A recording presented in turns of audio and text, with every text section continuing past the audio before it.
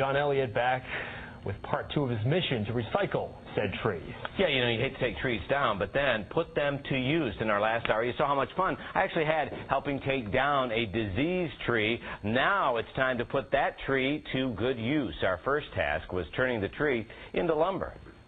Normally you have to load up a truck and bring a log to the mill. Instead, Denny Wiggers brought the sawmill to us.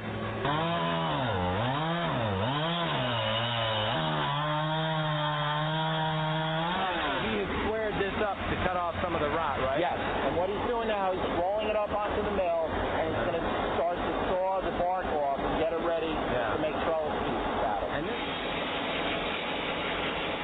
And this is a bandsaw that just goes back and forth. Yeah, simple saw goes back and forth, rides on a track, and it does a beautiful job.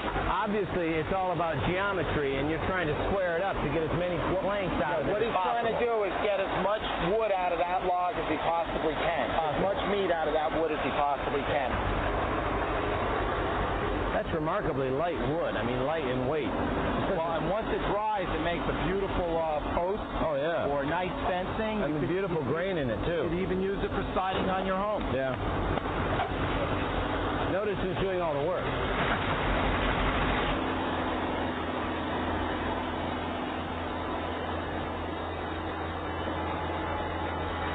So, Denny, you're pretty happy with how much wood we were able to get out of that tree, Yeah, right? we got a tremendous yield out of that log. How many pieces like this did you get? I think we got about 5 or 6 nice square pieces. And you got more planks, too. We got about 10 planks out of that log. All right, well, let's put this to work and get to work on what are we going to make? We're going to make a trellis today. Okie dokie, here we go. Denny didn't waste any time. While the wood was still wet, he took a few pieces of lumber and basically made a simple ladder, adding some decorative stone. And it only took about 25 minutes. A nice family project for a Sunday afternoon. So we have the wood, we have the stone. Now let's add the green to our trellis. What are we going to do, Denny?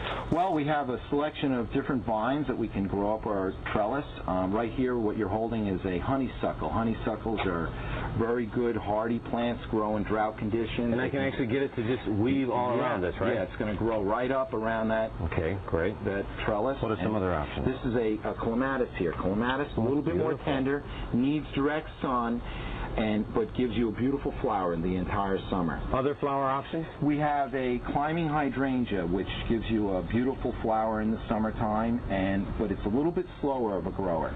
All right, so it won't take long before this beautiful tree that was not too long ago standing stately in a forest is now here adding beautiful color to a garden.